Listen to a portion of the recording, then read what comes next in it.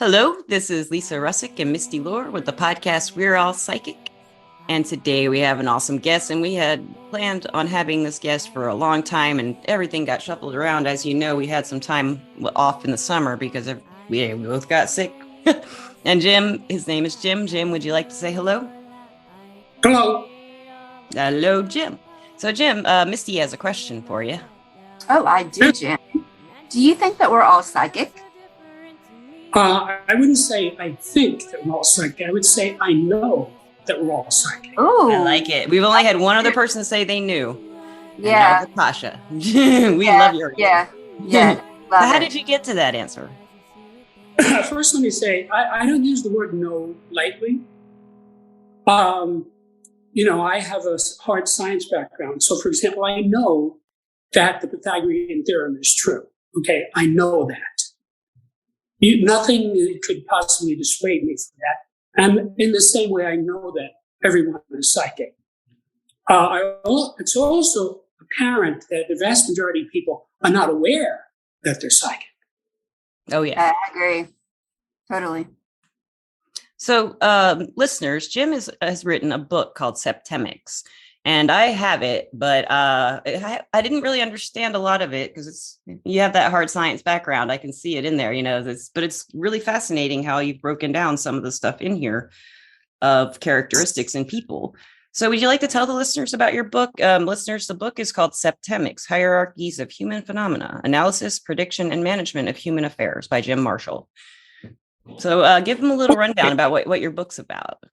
Okay, well, I am the discoverer of hitherto unknown natural phenomena which greatly aid in the understanding of people, from which I constructed a revolutionary practical philosophic system called Septemics and published it in the book you just referenced.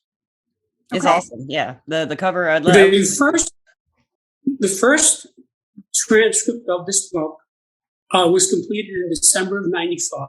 So I've had 27 years of observing people's responses to this book. And they have been overwhelmingly positive. So I already know that this book would dramatically improve the life of anyone who takes advantage of it. Having said that, this is a new subject. This subject did not exist before I propounded it. So this is a major discovery. And it's always hard to get anybody to pay attention to anything that's new, especially something like this, which is a technical subject. So what I tell all of my clients and readers and such is the way to approach this is realize this is a textbook on a new subject. So you should study it the way you would study a biology text, a chemistry text, a physics text, an economics text. Start at page 1 and go through it ploddingly, being sure you understand everything before you go on. Don't skip over anything. Now, of course, I have put glossaries not only in front of every chapter, but even in front of the introduction. Yeah. And I've made a great effort to make this as user-friendly as possible, which took many years, many rewrites. I'm sure. To get this to a point where the average person can comprehend it. But you're not going to get it if you skip around in the book. It's not a coffee shop book. It's not something that you can just look at like a magazine. It's just like any technical subject. If you don't understand page 1, you're not going to understand page 2, and so forth. So then I further say, after you finish the book, go back to the beginning and read it again. And when you get to each of the 35 scales, find your level on that scale. And by the time you get to the end, you will have found your level on 35 scales. You will be a new person. Now, explain these levels. What are the levels? I did notice in the beginning, the very first ones of the leader and the, let me get back to that very beginning one that I was looking at, because I like that. I thought that was really cool. I'll find it real quick.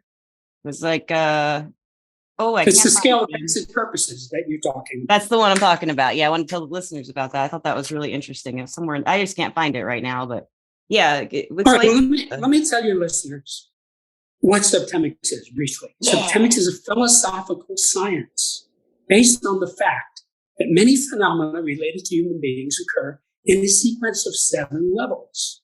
Literally, the word septemics means although pertaining to 7. Septemics comprises a collection of scales or sequences, each of which breaks down various human phenomena into a hierarchy of 7 steps. There are 35 such scales which span the spectrum of human experience, meaning there is no situation that's going to arise in the life of a person which will not submit to analysis by one or more of these scales. Okay. It's universally applicable. It applies to everyone in all situations. Now, each of these 35 scales is unique, meaning you cannot infer anything about scale 1 by studying scale 2. You cannot infer anything about scale 3 by studying scale 4 and so forth. Each one stands on its own. Now, this is very good news because since each one is unique, that is why it stands as spectrum of human experience. And if I were to read to you the names of the 35 scale, you would see that I have pretty much covered everything that's important to human beings, especially since each of the 35 scales exists on 7 levels. So you're going to find something in there that is of immediate relevance to you. May I read you the names of the scales? Oh, yeah. So you know, that'd be great. Yeah. Okay. So these are the individual scales, meaning they apply more to individuals than to groups.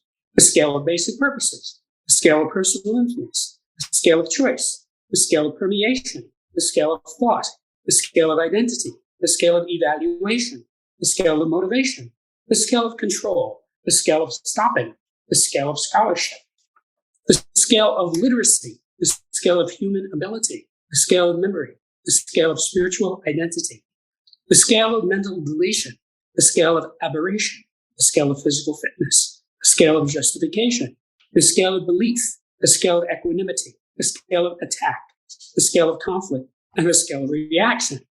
And these are the group scales: the scale of relationships, the scale of life spheres, the scale of government, the scale of civilization, the scale of survival, the scale of management, the scale of exchange, the scale of communication, the scale of allegiance, the scale of sexuality, and the scale of politics.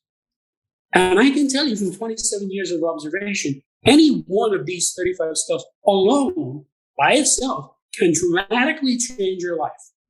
So together, can you explain what the scale is? Is it like a measurement, or what is the scale exactly? Well, it is in a sense a measurement. Yeah. Okay. Like for example, the scale of basic purposes. Okay, that's the most important of the 35 scales. It's the first one I found, and it's the one that, if you find your level on it, will dramatically improve your life. Okay. Just finding a level. Now, each of these 35 scales provides the user with an infallible way of determining the salutariness or beneficialness of any group, individual, or activity. If the group, individual, activity moves persons or groups up these scales, it's beneficial or positive. If it moves them down, it's detrimental or negative. More importantly, finding out what level you or another person is at on any scale is by itself enlightening and beneficial. When you find your level, or when another person finds his level, the light bulb goes on over your head. And it's a point in your life from which you will never retreat. You say, I see what's going on here.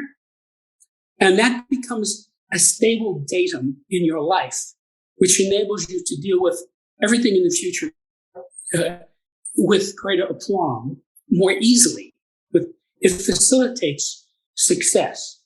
Now, finally, once you know the actual level of any person or group on any scale, you can improve that person or group by moving them up one level. Now, this is very important. One of the axioms of this subject is that you can never skip a level. Think of it this way. If you're on the first floor and you want to go to the fifth floor, one way or another, you're going to have to go through the second, the third, and the fourth. Whether you take the elevator, the escalator. Unless you're on Star Trek. You can get beamed. Even if you're on Star Trek. I guess if you get beamed, you're going through it. Yeah. Is how it works. Yeah. But we don't need to get into fantasy here. So this is very practical stuff, okay? So you could go outside the building and use a rope ladder, but you're still going to go through those levels. So trust me on this. I've been working with this material most of my life. I spent 25 years actually writing the book. But before that, I had been discovering this data for an equal period of time and using it, watching it work. How did you discover it? Like, when was the spark? Right. What was the spark for you? They just came to you, or did you? Well, I'll tell you. I worked as a human development engineer for many decades, working with hundreds of people over many thousands of hours.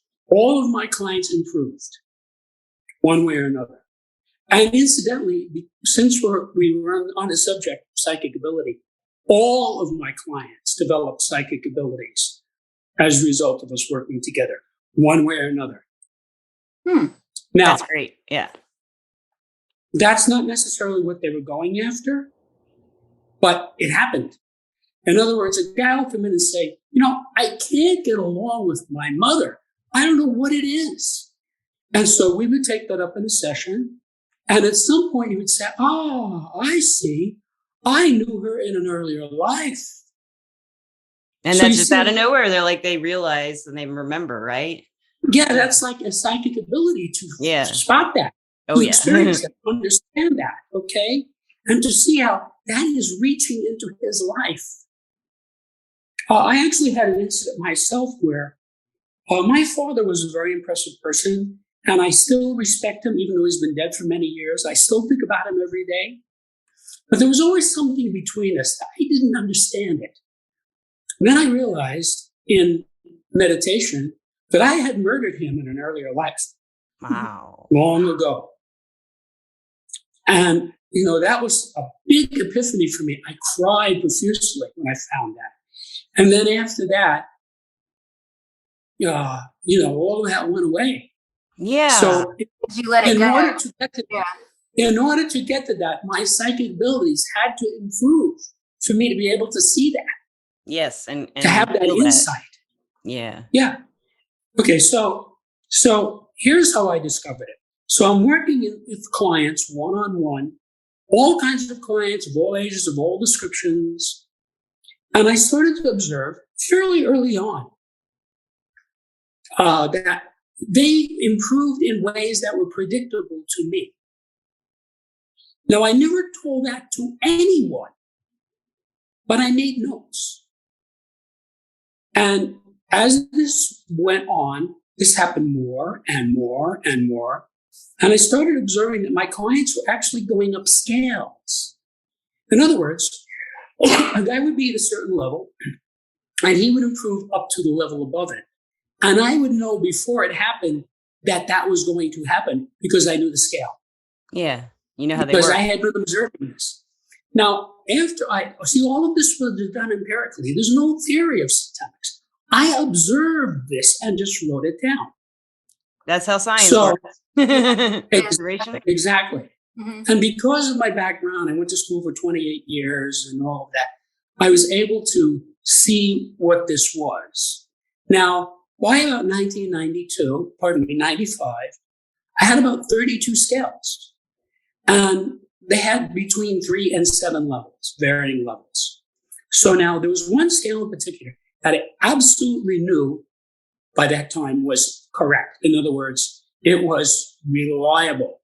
It was as reliable as the 3 laws of motion.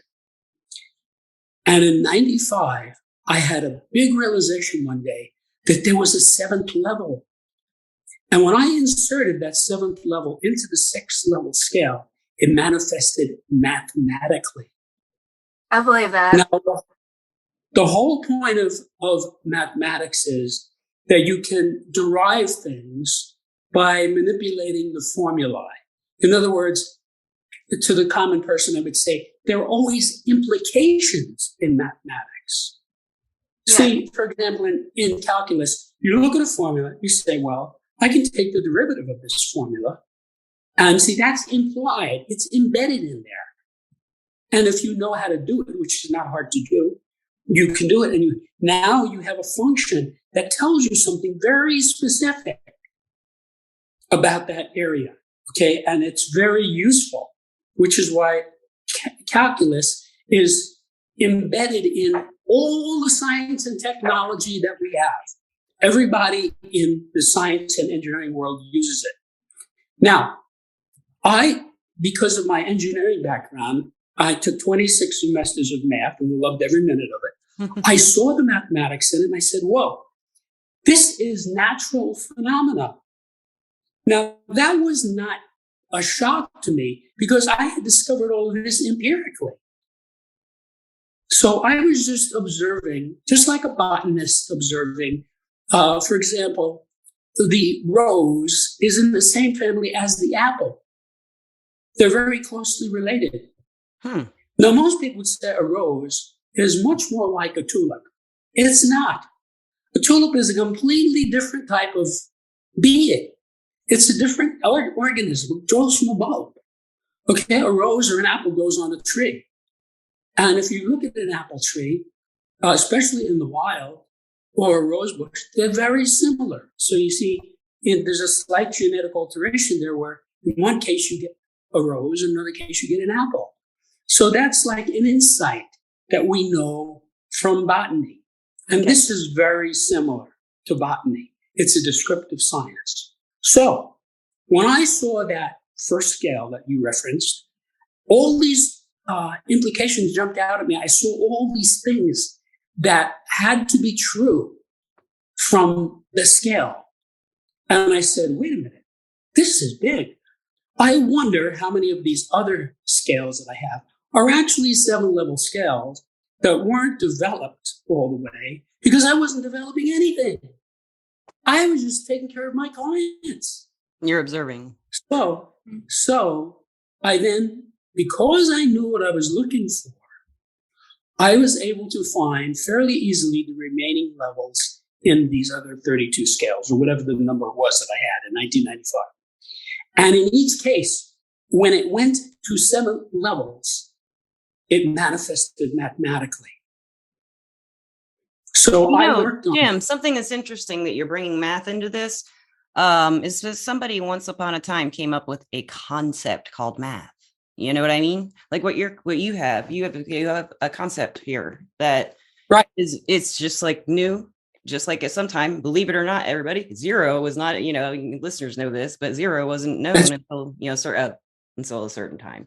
Numbers they understood. And at one time they were just a concept that people were trying to wrap their head around, so you can kind of putting those two together even that way makes a lot of sense to me, Right. Yeah, algebra was discovered by the Arabs. As great as the Greeks and the Romans were, and I've studied them extensively, they had no algebra. It was imported into Europe from the Arabs. Okay. So that's an example. It's a fairly late in the general course of history. It's fairly recent. Now, and they were building aqueducts and colosseums and stuff without algebra. That'd be The Romans were the greatest engineers in the world at that time. Okay. They performed engineering feats that nobody else could even attempt. Oh, yeah. Okay. No other humans could attempt. Now, so that's a very good insight, how this manifested. So when I saw all of these were mathematically derived, I realized that I had something big. And I realized that I could jump from helping people by the hundreds to helping people by the millions. This book is for anyone who can read English reasonably well and wants to improve himself or his life. Okay? And I calculate that to be about 400 million people. Okay? About so right. that's the public for this book. So I already know that anybody who pays attention to it, who reads it, who studies it, is going to be blown away. Now, the reason I say blown away, that's what they tell me. I don't usually speak that way. Yeah. But that's what people tell me, because I've had people of all kinds, not all people who are highly educated. Now, the first version of this was given to colleagues of mine, all of whom had graduate degrees, because I wanted to see what they thought about it. And they were blown away, although none of them used that verbiage. So then I worked on it to try to make it user-friendly. And I designed these scales to wrap around the reader. Now, people have asked me, what is this book like? What other book is this like? And I have to tell them, I'm a very well-read person. Okay, I went to school for 28 years. I don't think there's ever been a book like this before. I don't think so either. Yeah. I mean, structure and everything. It's imaginative and it's structured. So each of the 35 scales is expressed in what you might call a table or a spreadsheet. Mm-hmm. That is in many ways similar to the periodic table of elements. That is relied upon by all scientists. Yeah. Now, the periodic table, when it was invented by Dmitry Mendeleev, revolutionized physical science. It made it much easier to learn it, easier to express it, easier to comprehend it. And since then, as more elements have been discovered by subsequent scientists, we just kept inserting them into this formula. It works, okay? So he took all the known elements at his time, at his day, which was fewer than 100, and he put them all onto one piece of paper, and he correctly related them horizontally and vertically, so that as soon as you look at it, you get it. These are the metals, these are the inerts, and so forth. Right. And so like as soon as I saw the periodic table, I don't know how old it was, maybe 12. It's like, yes, this makes sense. Okay. So now eventually I became what you might call a chemistry whiz. And it all came from that. Yeah. Because it's such a stable data. You can relate everything in physical science back to periodic table. I agree. And that's one of the reasons why in school they teach first chemistry and then physics. Because, of course, by the time you get to physics, you're already on the periodic table. Not in Alabama. Unfortunately. There are people who violate. That's news to me. Yeah. I think that's I took physics before I took chemistry in high school. Okay. So, yeah. Well, I guess that's possible for somebody to take it. But anyway,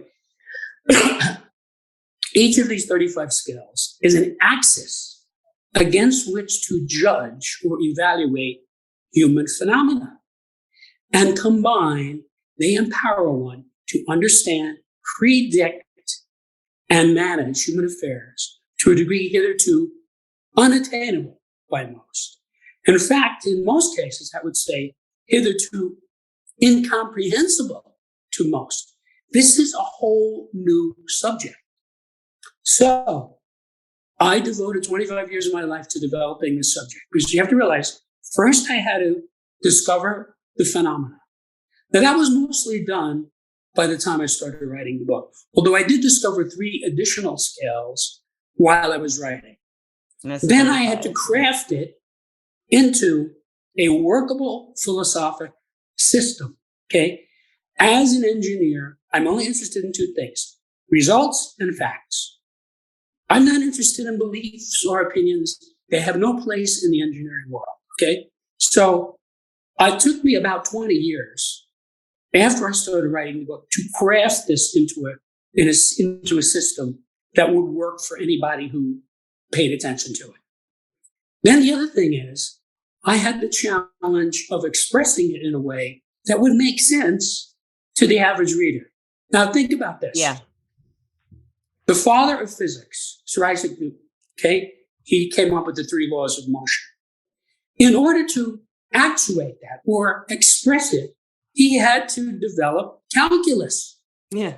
Right. So he wrote the Principia, one of the most famous books in human history, in which he taught all of us calculus, what it was, how to use it, how it works.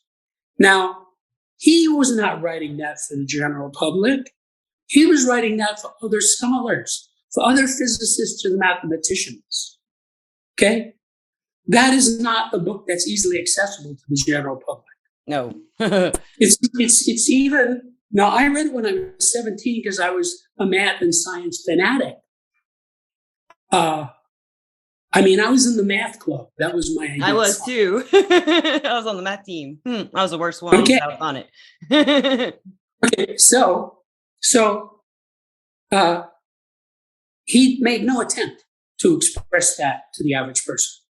Similarly, Einstein, he derived his famous formula E equals mc squared, which, by the way, is an approximation.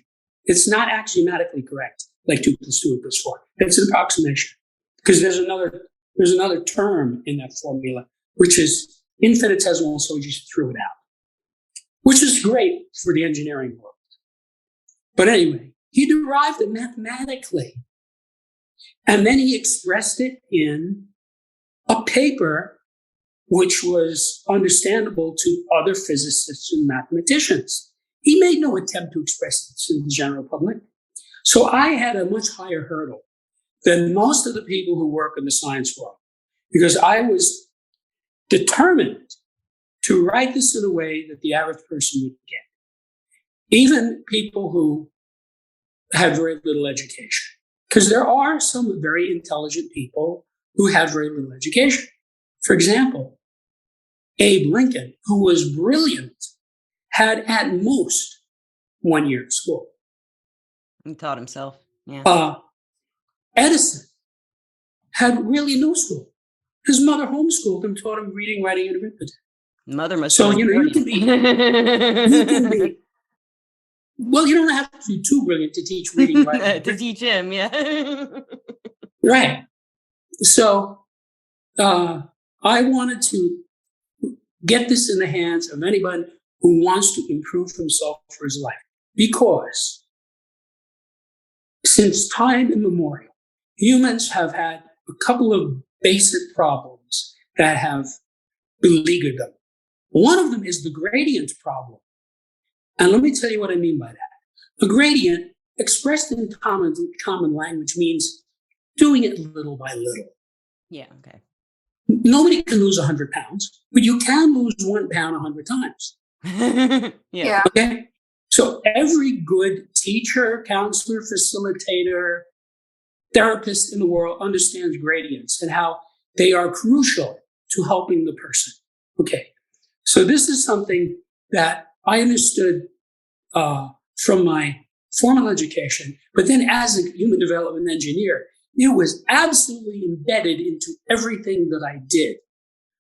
For example, I had some clients for whom English was not their first language. They came to me from Europe. So I had to use the right gradient with them. You see, there is a scale of literacy, as I mentioned before. So I would know that they were not as literate as most of my clients. So I had to be very careful to get on a level that they would understand me. Okay? Yeah. So that's what I did with this book. Now, I started school when I was 3, and I've been involved in education one way or another to this day, my whole life. And so one of the things I learned is how to teach and how to learn. Mm-hmm. Right. Now, yeah, learning how to learn, I had that by the time I got out of college. But then as I worked as a tutor and a counselor and a coach, I learned how to bring the person along, how to get him to see what I was telling him. right. And I was able to teach. Important. Yeah. Yes. I was able to teach fairly complex subjects to all kinds of people. Like, for example, when I was 19, I tutored an 18-year-old girl in algebra. And she just didn't get it. And I was able to express it in the way that she got it. So I sort of learned how to work backwards with my clients. In other words, first you have to figure out what the person doesn't understand, which is like detective work. And then you have to explain that in a way that he will understand. And I'll tell you, one of the things that I learned in this whole process, the lifelong process, The person never knows what he doesn't understand. Right. That makes so much Sometimes, sense. Yeah, they don't. sometimes he thinks he does. Right, but he Okay. doesn't. And I can tell you as an experienced tutor, it's always a red herring. Yeah. Like if a client comes to me and he says, I have a terrible time keeping a job and I know why. And then he's going to tell me why. The only thing I know about what he just told me is that that's not the right thing. It's something else. Mm-hmm. Because if he knew what it was, it would have gone poof. It would have gone away. And that was my specialty. I would get the person in the session. We would work on a subject, usually in a matter of minutes, like 15 minutes, 20 minutes, 30 minutes. Sometimes it would go into hours. And at the end of it, whatever it was would go poof, it would vanish. It would disappear. In other words, it was no longer an issue for him. It was no longer a barrier for him. So I used all of that in writing this book. So it's an 86,000 word book. So I had to look at it word by word, literally. How are people going to look at this word? How are people going to accept this word? How are they going to? You never can predict that. That's what I worked on. And I think I did a pretty good job. You did. There were many rewrites of this book. Of course, putting in all the glossaries was part of that. Defining things in a way that were not difficult. You know, I'd work with clients. I had one client and I was working with him. He was not a well-educated person. And I was helping with his education. And I had an unabridged Webster's dictionary, which weighed about 30 pounds. It's this big. Yeah, I've had one of those. I could see my grandfather did that. This is a long time ago. This is like 40 years ago. My grandfather. I could see that. Yeah. Yeah. I could see that it was too much for him, you know. And I learned to get a dictionary that was commensurate with the person. Yeah. And this is one of the ways in which our education system fails. You know, they all tell you, oh, get a collegiate dictionary. Most people can't use a collegiate dictionary. You're right. Yeah. So, for example, Thorndike Barnhart had 3 dictionaries. A beginner's dictionary, an intermediate dictionary, and an advanced dictionary. And if you use all of those 3, it really helps the people because they get it in a way, you know. If you look in a collegiate dictionary, it defines things in a way that there's 4 or 5 words in that they don't understand. Then you have to look up those words. Yeah. Then when you look up those words, there's 3 or 4 more words that they don't understand. You have to look up those words. And you could spend many, many hours unraveling this. Okay. I didn't want to do that to my readers. I wanted them to get it right away. So if you look at the glossaries, you see they're concise. Yeah, for example, there's a scale of communication. Now, if you look at the word communication in a good dictionary, it's got about 35 definitions. So a person could reasonably say, what definition is this author using? Well, I tell you what definition I'm using. I give one definition of communication. It's only a line or 2. It's the correct definition. Okay. Once you get that, you know what I'm talking about. And I did that for every level. Now, there were 245 different levels because there's 35 scales, each of which has 7 levels. There's 245 different levels. So each one had to be researched, verified, and expressed in a way that made sense to people. And I'll give you an example. The scale of sexuality. Level 2 on that scale is a level that most humans never get to. And I call it take it or leave it. There are people whose attitude towards sex is so elevated that they can take it or leave it. Yeah. There's not many of them. But somebody like that, you know, if he goes on vacation and meets a woman, that's great. And if he doesn't, that's fine too. Yeah. Because he can take it or leave it. Yeah. You see? Yeah. So that's what I call the level. Now you can say, well, that's not a very elegant name. And I agree with that. Why does it have to be elegant? I think it's very fitting. Okay. Again, it goes with my purpose, which is to communicate to anybody who wants to improve himself or his life. People know what you mean when you say take it or leave it. You know, somebody says, do you like basketball? And the guy says, I can take it or leave it. Everybody knows what that means, right? So that's a way to express a state that most people have never experienced. Right. Okay. I have a question, Jim. I'm really curious. This whole time you've been speaking, I'm really curious. What about you makes you want to help people? Because obviously all your life you're interested in sciences, but you also have this human side, like you really want to help people's lives better, be better, make them happier. What drives you to do that? What drove you to look at the world differently and look for that for people? I actually think I was born that way. Yeah. I was always like that. Yeah. I didn't want to hurt people. I wanted to help people. So if somebody had a problem, I was always there. Yeah. To try to assuage. Like for example, I was an altar boy from age 10 through 13. Well, at that age, having grown up as a Christian, that was my idea of how to help. Yes. Okay. So I was part of this big thing, because in those days, most of the people in this country went to church on Sunday. Right. And when I got to the church on Sunday, I was on the altar. Yeah. Serving. Yeah. Participating and facilitating. Now, I don't know how much you know what altar boys do. I know a lot. I was raised Catholic. I went to Catholic school for 8 years. They're there to help. They help the priest wash his hands, dry his hands, and with the host. Carry the stuff So around. that's, and starting from when I don't really know how old I was, maybe 8 or 9, I was selling raffles for the church. Oh, wow. Yeah. Every year the church would raffle off a new car. I lived in a big, fairly well-to-do parish, and I was out there as a little kid after school knocking on doors. Would you like to buy a raffle? And collecting quarters for the church. That's so sweet. Now, you're just born that way. You just want to do good. Right. The idea that I would keep any of that money at this, never even occurred. Wouldn't have thought of it. Yeah. Never. Yeah. So that's just how I was. And it made me a team player, which made me good in team sports, baseball, football, soccer. I did all those things. Yeah. And I was a real team player. So then whatever group I was in, I was very valuable in the group because I was a team player. That's important. Yes. Right. It wasn't about me. It was about the group. About us. Yeah.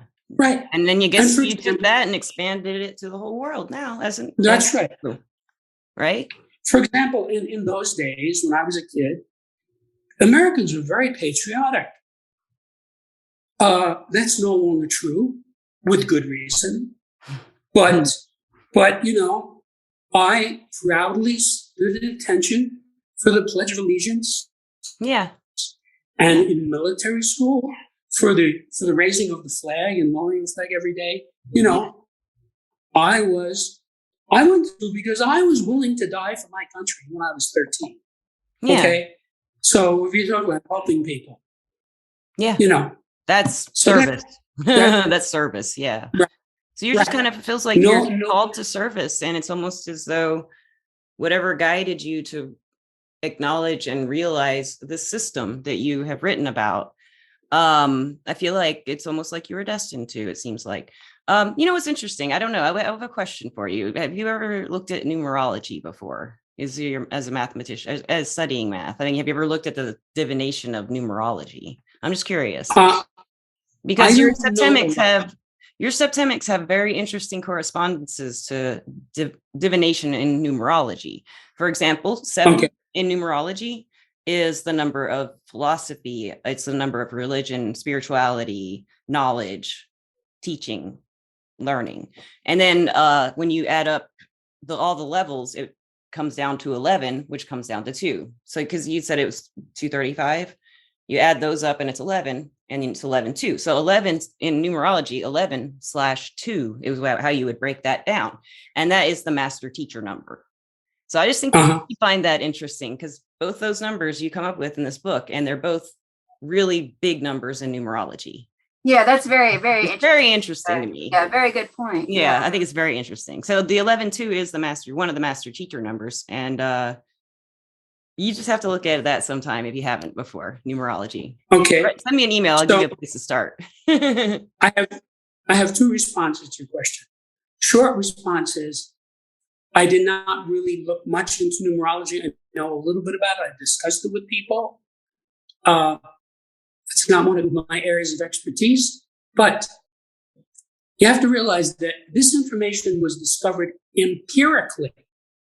It presented itself to me in ways that proved it was undeniable. Like I would, even in life, I would meet people. I would see persons at a certain level, and I would know if that person improves, he's going to go to this next level. And if he decays, he's going to go down to I was going to ask you that. Do people ever go down? I guess they do. Sure they do. Sure they do. And, first I saw this in a context of helping my clients. So they were all going up, going up, going up, going up. But then outside of the session, most of the rest of my life, the other 22 hours a day, I would observe this and I would see people go down these scales. Yeah. So if you have a person who crashes, you have a person who's doing very well and he crashes, that person goes down several scales. He doesn't just go down one scale. He goes down scales. Any. Yeah. Right. Can he get back up those scales pretty easily? Can he get back to the scale that he was pretty easily, or does he have to do all the work again to get back there? Well, it depends. If a person is badly traumatized, he's driven down scale.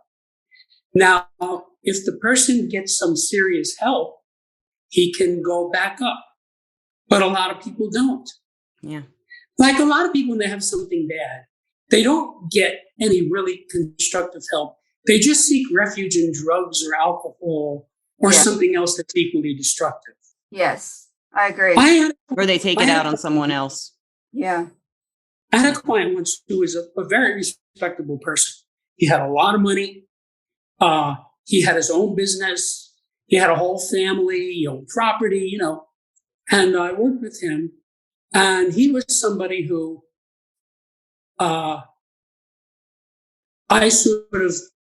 we were friends. And I said, look, he knew that I did this counseling work. I said, look, I think I can help you and your family. Let me do some work. And he said, okay. So we did this work together. And, of course, it was very positive. And then instead of him moving on, he went back. He was married to a crazy woman. I mean, she did things that truly crazy things. Yeah. This is not subtle. And so he could have saved himself, but he went back to her. Yeah, he could. And it's because he was at a particular level on the scale of basic purposes. Oh, I see this. You're putting it to work. I see now. I'm getting it. I'm starting to get it, Jim. Yeah. Starting to get it. I'm getting it better. Yeah. You're doing good. Your question about how quickly it happens. This is more a function of the scales themselves. Now, some scales are long-lived. For example, the scale of basic purposes. Every human being at any point in time has one of the 7 basic purposes. When you find your level on that scale, it dramatically clarifies your life because you throw out the other the other 6 things, and you know what you're about. Right. You can stand your own ground. Yeah. Right. It's like a big, I see, this is my thing. Yeah. And so that is a scale that, this is what you might call a persistent trait. Now, there's a very small percentage of people who move on this scale. If someone has a spectacular transformational experience, he might go up one level. And if he has a horribly traumatic experience, he might go down a level. For example, somebody who's in a Nazi death camp and survives, there's a good chance he's going to be driven down scale. He might go down from whatever level he was at to the next lower level. Now, if you get some serious therapy, something actually effective, he could get back to his previous level. But that happens, I would say, in a minority of circumstances, because there is a stigma connected to anything like that. People think if you go to a psychologist, you must be crazy. A lot of people do. Not as much as they used to, Yeah, but they do. it's changing a Some people little do. bit now. Not Yeah. as many, yes.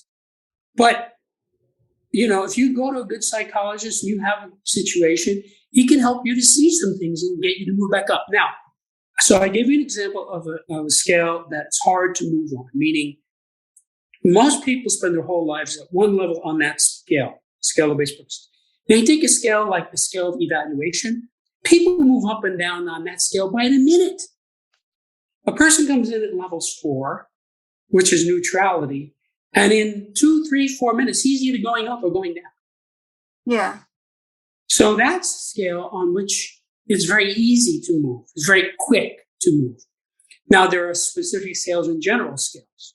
Generally speaking, the general scales are more long-lived, like the scale of basic purpose, as opposed to the scale of evaluation. It's a specific scale.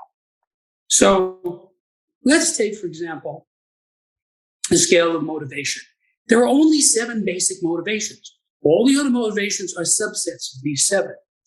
Now, when you look at it that way, it's not hard to determine either your motivation or someone else's, because you're not selecting from some unknown number. See, if I stop some guy in the street and say, well, what's your motivation toward your wife? He's going to look at me blankly and say, what the hell are you talking about? Maybe not in 20 years. But if I say to him, there are only 7 basic motivations, and here they are, and he looks at it, in seconds, he's going to say, oh, I see. I'm here at level 4. That's not so great. You see? Yeah. And then I'll say, well, you can now move up to level 3, and your relationship with your wife will improve. So it depends on the person. It depends on the scale. That is really cool. So I'm looking at the scale of motivation right here. I would have to read the book. Read through the Yes. chapter to understand exactly what charity, duty, status, wealth, revenge, suicide, destruction. Listeners, as an example, this is the scale of motivation from 1 to 7. And I just love the way you have it laid out. I just never really thought about it this way. So this is, you're really giving people a different way to think about things and life, and Yes. breaking it down. And so I think this is really cool. And you really caught me when it linked up with numerology that way. That really made me interested, because that's something I'm interested in. So you reached me that way with this really caught me. And now that you've explained the book more, I understand it better. I understand what I'm looking at, hearing you talk about it. And listeners, this is really fascinating. I would definitely recommend anybody who's interested in improving their life and has a scientific background or interest, or doesn't. I think this could help a lot of people. I really do, Jim. Yeah, you don't need a scientific background. You don't need one, but it would help. Because let me tell you analyze it. Analyzing is something you learn. It's usually 20 years ago. I was with a buddy of mine. This was in the early stages of this book when I was working on it. I had it in a transcript form. I was researching it. I was getting feedback from people, this whole big project. So I'm talking to my friend about politics and government. And I said to him, wait a minute, I want to show you something. So I opened the transcript to the scale of government. And I just handed it to him. I didn't say anything. Okay. So he takes it. He looks at it. And in about 2 seconds, he pointed. He said, I'm right there. Yeah. He found his level on that scale without my even suggesting to him that he should be finding his level on the scale. He just did. That's how effective this is. Yeah.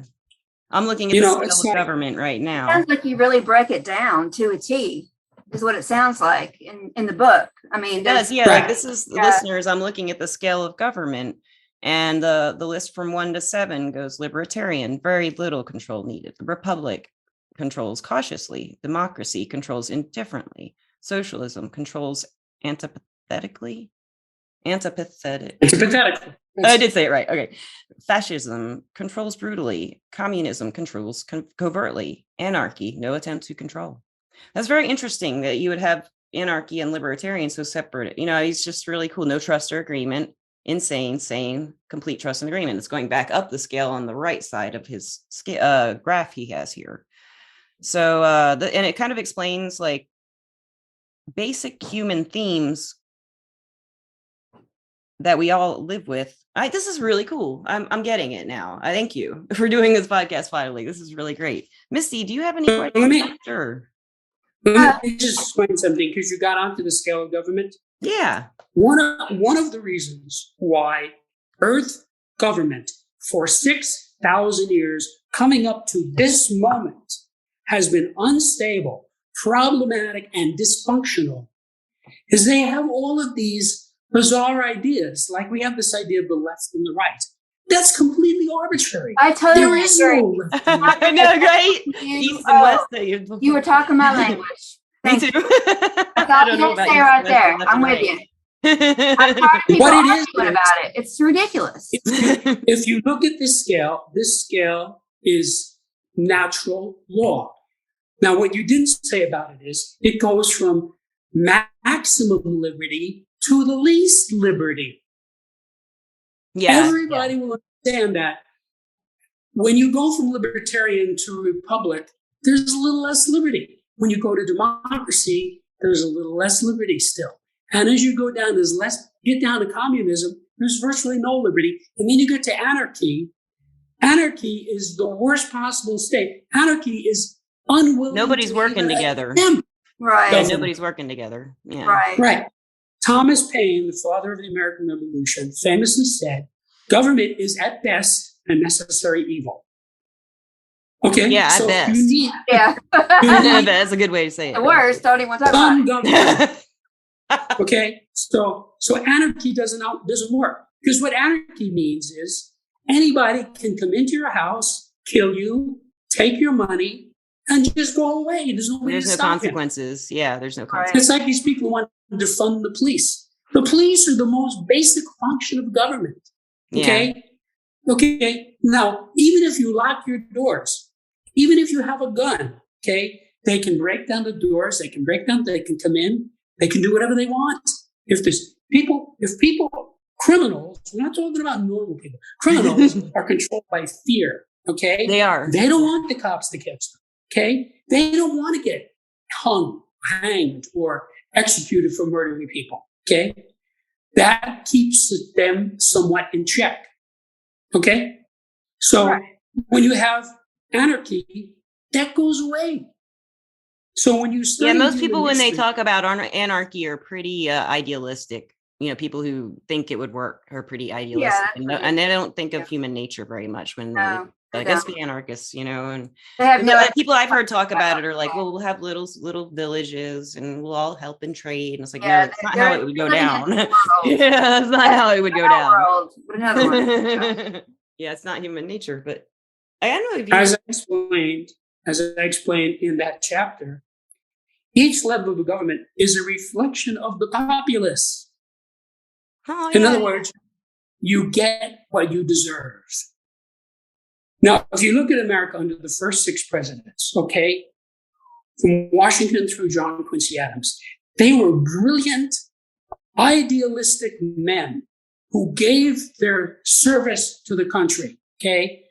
And in that context, the republic worked. As soon as Jackson came in, there was a drastic change. It went down to democracy. People didn't want to listen to these elites who were all well-educated and highly intelligent men. Okay? Right. So when Jackson was inaugurated, all kinds of wild people went into the White House. They got drunk. They wrecked things. They had fistfights. This is all in history. You can look this up. And it's because it went down to democracy. Okay? Now, at a level of democracy, people are not as responsible as they are. So that is why when Ben Franklin came out from the Constitutional Convention, the woman said, Dr. Franklin, what kind of a government are we going to have? He said, a republic, if you can keep it. Yeah. So it has been proven. It has been proven redundantly that we couldn't keep it. Yeah. Now, Why? in that chapter, Why do you think? Because the populace of the United States has been going down steadily. If you read the book, I say in one paragraph, I give the entire history of the United States and how it went from level 1 down to level 5, which is where we now are. And I explain in great detail all of it. But we're getting too much focused on one chapter. It's still kind of cool to dig into one because it helps, what all the, every chapter is that it's got that much heart into it and so much information. Yeah. Yes. It's great. But let me say something general. The data in this book are vital for every human being and can help you achieve your goals faster and easier by explaining what might otherwise seem to be inexplicable or random. Yeah. Cool. If you were to invite someone to a rendezvous, you would tell him the exact location and perhaps also how to get time and the time, right? Okay. Yeah. If you didn't do that, how would he get there? Needless to say, it's very difficult to get somewhere if you don't know where you are, don't know where you're going, and don't know how to get to your destination. Now, this sounds idiotic, but most people do this regularly, so much so that it's considered normal. Yeah. So this book solves that problem. It tells you across 35 axes how to find out where you are, what the next level up is, meaning where you will get if you succeed, and what the next level down is, where you will get if you fail. I have a question. I'm going back to the very first scale. I'm trying to find it in the book, the basic purposes. So let's say the very seventh one, listeners, is subversive, destruction, fear, stupidity, criminality, and this is under subhuman. So can someone that destructive, say, or that damaged is to be that way, can they come out of that? I mean, do you believe that people can come from this seventh level of just utter destruction of character, of who they are, up to, say, a saint at the top of the list? Could they recognize that they are subversive? I'm going to answer your question. First of all, I want to tell you it has nothing to do with what I believe or don't believe. It has already been determined scientifically in the mental health community that sociopaths and psychopaths do not make progress in therapy. It doesn't matter how good the therapist is. It doesn't matter how many sessions they have. They do not make progress. That is a known fact. This has been known for many decades now. So the answer is no. Okay. That is why I say this book is for people who want to improve themselves or their lives. So let's say a person says, I really am not right. I need some help. I'm going to go to a psychologist. Okay. That person wants help. He wants to improve himself, right? He's investing time and money. And if he doesn't want to go to the therapist. Yeah. That's right. The people at the bottom of this scale you just referenced, people at 5, 6, and 7, they cannot be helped. Cannot. They have to want to be helped, right? They have to recognize what they are, I guess, and then from there want to. Yeah.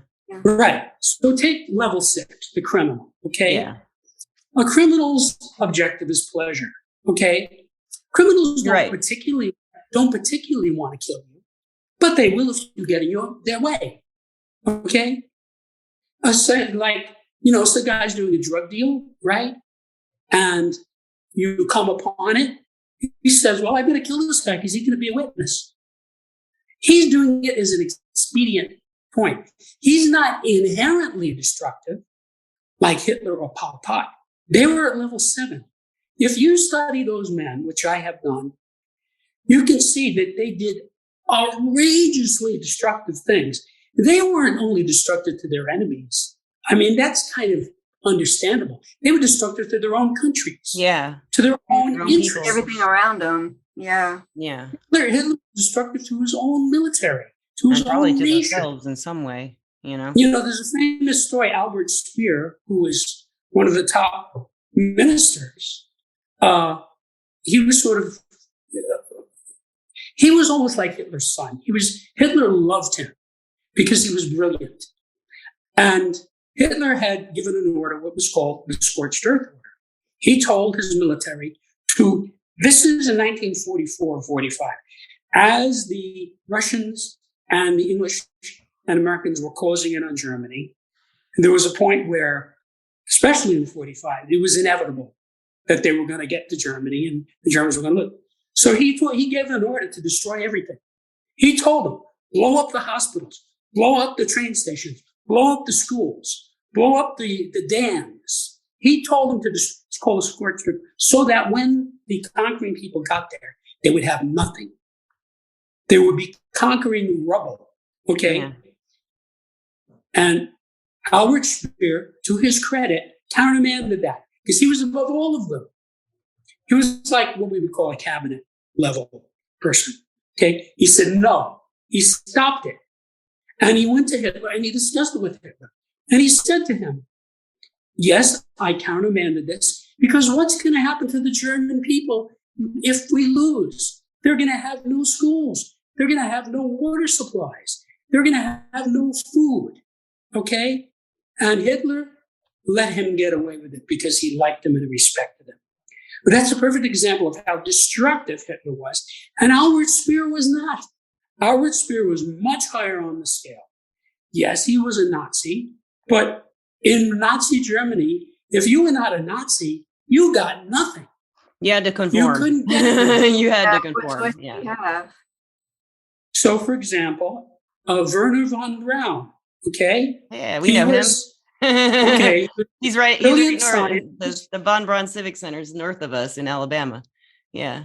He, like Albert Speer, was a highly intelligent, very well-educated person, and he knew he was not going to get any funding. He was not going to get a position unless he was in the Nazi Party. They were both SS officers, but they were not evil and they were not crazy. They were just manipulating the system. They were surviving. Okay. Yeah. Right. So von Braun is the father of the American rocket system. Yeah. He created the V-2 rocket. He came to America with about 300 of his engineers. They were all handpicked. And all of that became the U.S. rocket system. The U.S. became NASA. And all of the rocketry came from those men, all Germans. Yeah. So there's a difference between being part of a bad group and being a destructive person. There are some people in the mafia who are not inherently destructive. Yeah, they just kind of born into it. Some people are just born into it and they just, that's right. That's all they know. That's all they know. That's right. That's all they know. And for whatever reason, they got inveigled in it. And some of them were able to get out of it. The general rule in the mafia is once you're in, you're in forever. Right. Yeah. And if you try to get out, they kill you. But there are a few people who got out and lived to tell the story. Right. So, but most of them were down at level 6, and a few of them were level 7. Interestingly enough, the people who are at level 7 in the mafia are people who were killed by the mafia because they were problematic. You can't have people going around killing and raping, whoever they want. No. That's not what the mafia is about. Okay. The most successful mafia don was Carlo Gambino. Okay. He never got caught. He died in his home. Everybody knew who he was. You know why? If he didn't get him, he was smart. Yeah. He didn't attract attention to himself. If anybody got out of line, he had them killed. Mm-hmm. And I can tell you, because I've studied this, most of the time, if the mafia has somebody killed, there is a reason for it. Yeah, they have the laws, to where if you break one of the laws, that's it. Their own laws, yeah. Yeah, I mean, that's how they run.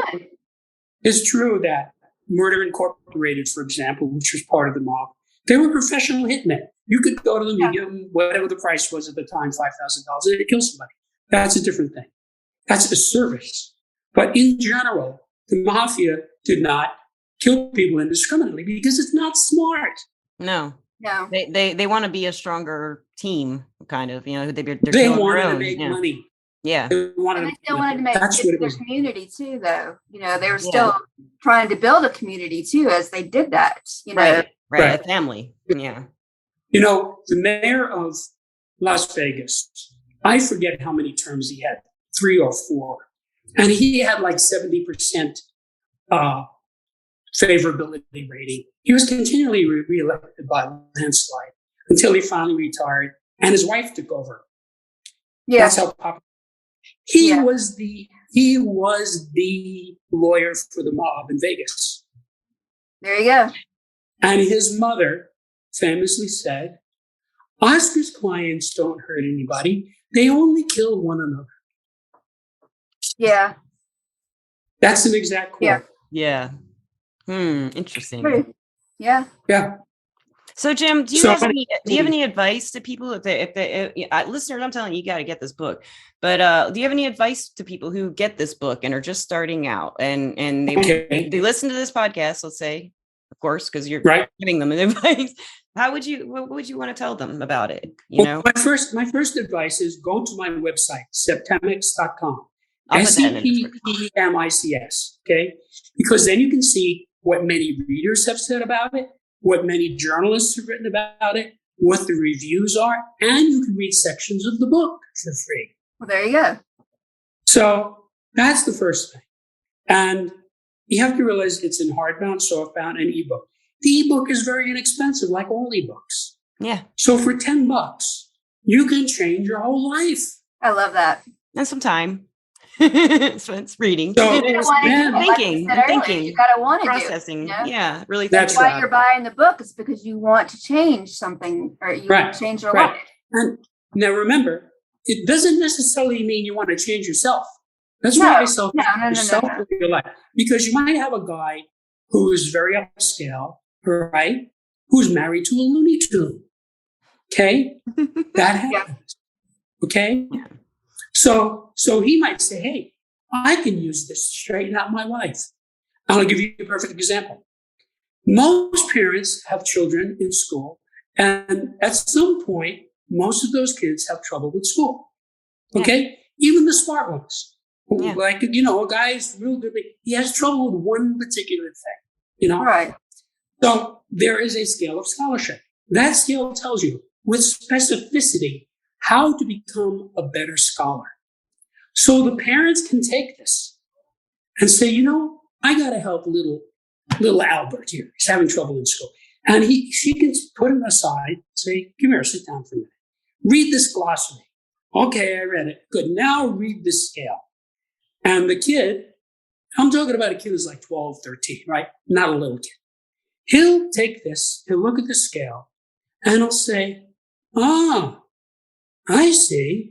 I'm right here at level 5. And then you say to him, okay, now let's move you to level 4, and you will be a better student.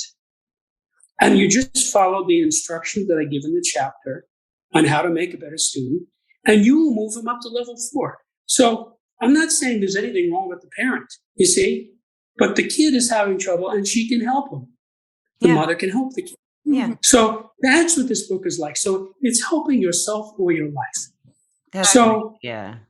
So you might have somebody who's at the top of everything, like Elon Musk, brilliant, handsome, rich, smart, connected. Okay, he might have nothing wrong in his life, but he might have a cousin or an uncle or a nephew who's having trouble.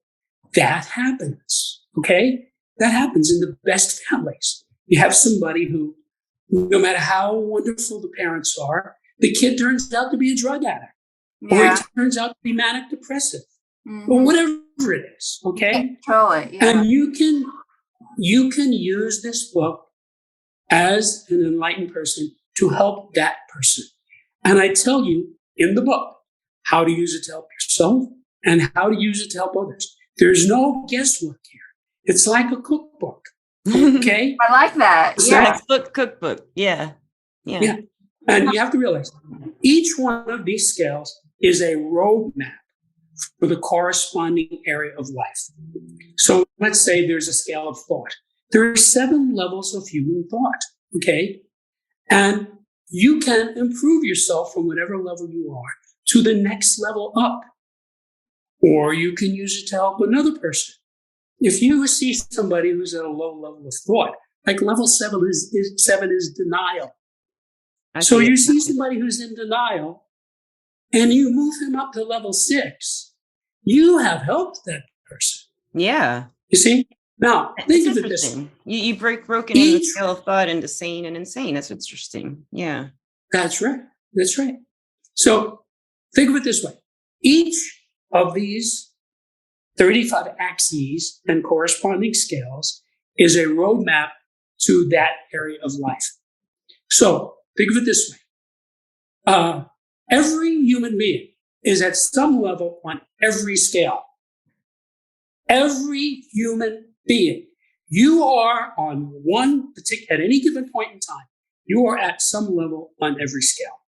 And by finding that level, you clarify your mind and you open the way to improving yourself to the next higher level. Okay? And you have to realize you're doing this once you have the book, you don't have to spend any money. You don't have to go anywhere. You don't have to hire anybody. You don't have to belong to a club. You don't have to belong to a church. You don't have to listen to anybody's opinion. You can do it. That's how I wrote it. The scales wrap around the reader. It's not hard to get because of the way I designed it. Yes, now I'm understanding. It's just I'd never, like you said in the beginning of the podcast, there's no book to compare it to, so I didn't really know what to do with it when I read through it, and I'm like, I do understand like some of it, but now that you've explained it better, like in person on the podcast, well, I guess we're not in person, kind of virtually in person. I do feel like I have better. I'm going to read the whole book now because, like, I get what you're doing here. I didn't know it was like to help us be happier. Help other people their lives be happier. That's just really great. Misty, do you have any questions for Jim? So is there going to be a part 2 to this book? Have you thought about that, or do you got any more information that you could speak? Well, let me say this.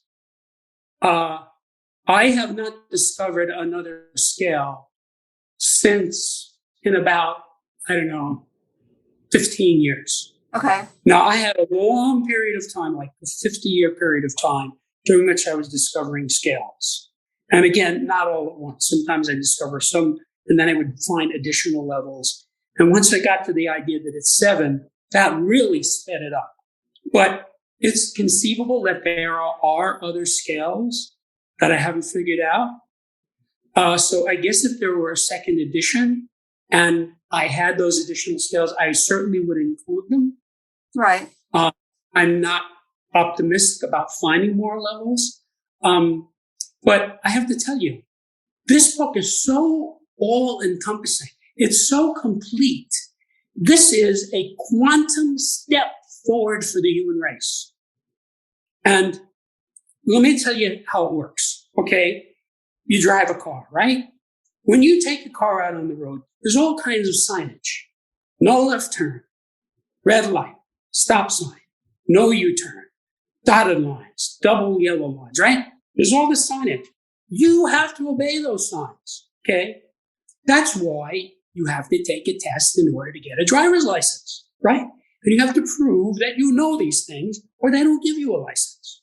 Because the consequences of moving around 2 tons of steel at high speed are so great, you have to have laws. If you do not obey the signage on the road, you can kill people. You can kill yourself. Yeah. You can get your license taken away. Okay. All kinds of terrible things. You can get a lawsuit. Okay. They can take away all of your property in a lawsuit. All kinds of terrible things. So anybody with half a brain, when he goes out, he follows the signage.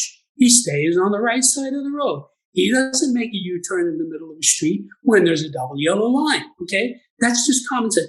That is what this book is like. This book gives you 30 roadmaps, or you can think of it if you want to as one big roadmap to tell you this is how to live. This is how to function as a human. And you also have to realize this goes across all lines. This applies to anybody who wants to improve himself or his life and can read English, regardless of gender, race, ethnicity, history, social class, religion, culture, economics, education, profession. It cuts across all of that. Have you thought about having it translated? Well, first of all, that sort of scares me because you don't know the context. Because I spent so much time expressing this in a way that would connect with people. I have no confidence that somebody else is going to translate this in a way that's going to work like that. I understand. Yeah. Secondly, before it would be translated into, as I said, there's at least 400 million people who are the public for this book. Okay, in the nonfiction publishing world, if you sell 10,000 copies, that's considered a success. If I were to sell 10,000 copies of this, some big publisher would want to take it over, and contractually, I'm able to do that. I still have control of that. And they would see there's money in this. Okay. Yeah. Now, at that point, there would be a second edition and I would make some changes. And at that point, then, if it went even bigger than 10,000 and get up to, let's say, 50,000, then it might make sense to have it translated. To start working with people, someone closely maybe that could explain the language to you better, like whatever language was being translated into. Right. Really good. The problem is, for example, let's say somebody wanted to translate it into French. I don't know enough French to be able to help the guy make a choice. Now, I know some Spanish and Italian. I know quite a bit of Latin, but of course, nobody reads Latin anymore, except nutty scholars. Catholics do. They sing it. Not too many. I don't know if you know, the church went to Vatican, the vernacular after Vatican II, which is like, 1963? Well, I used to run sound in churches, and I worked in a Catholic church in my 30s, and they had a Latin choir on Fridays, and they sang a cappella Latin. It's beautiful. Right. It's just beautiful. It was so, I love that. Was my favorite thing in that job, was to do that night, mix that night. It was beautiful. So unfortunately, none of the people in the building understood what they were saying. Yeah, no, they didn't understand, but it was beautiful. So, what's the point? They didn't know that. So if I were working with somebody in a language that I know, like Italian or Spanish, okay, I could be of use to the person and say, no, that's not the right word. But even then, I'm not fluent in those languages to a point where I consider myself bilingual. So in order to translate any book, you have to be bilingual. Yeah. So I'm not optimistic about that. But the good news is that most of the upscale people in the world, most of the educated people in the world, in any country, speak English now. They do, yeah. People seem to know English all over the world, and it's just dominant language. So whether you go to Israel or Japan or Russia, that's the language they teach in school. That's your foreign language. Okay. Yeah. Because if you want to function in the world the way it is today, you better know those languages. I mean, it's a big drawback to not know English. Yeah. Yeah. I've heard that from other people overseas too. Like I have a friend in Serbia who says her mother doesn't speak English. And when she first told me that, she said, I'm so embarrassed to say this, but my mother doesn't speak English. And I was just like, why? Or why are you embarrassed? And she's like, she kind of explained, because everybody else does. And my generation and that generation, she just never did, and she found it in their culture to be, for her mother not to know that language, I guess. Right. It just seemed kind of strange to her. She's very educated. We could talk that is forever, the Jim. way- I could sit here and go on and on with you, but we've got to cut this short because we've been talking Okay. ever and ever and ever. Because I could seriously, like, after I finish this book, I might ask you back to talk about it some more if you want to. Yeah, I would like to Okay. read it as well. Yeah, I'll give it to you when I'm done. Yeah. And Jim, I do want to thank you for coming, and thank you for being so patient with us as we tried to organize getting this scheduled for like 4 months since April or whatever, 6. And Misty, thank you. And of course, I want to thank our sponsor, Everclear. Everclear is an advice app where you can get advice from psychics and empaths so you can get the clarity you need to create the life you deserve. And of course, lastly, let's thank the listeners. Thank you, listeners. Thank you. Love you. Love you. Jim, would you like to say goodbye to the listeners? Thank you, listeners. Get the book. Yes, get the book. Buy the book. You'll be happy about it. It's a neat cover too. It's like very simplistic and beautiful. Anyway, thank you, listeners, and we will catch up with you next week. We got a couple podcasts coming this week, not next week. Well, yeah, this week, Sunday. So we'll see you then. Thank you so much, and peace out. Bye. Bye-bye. Bye.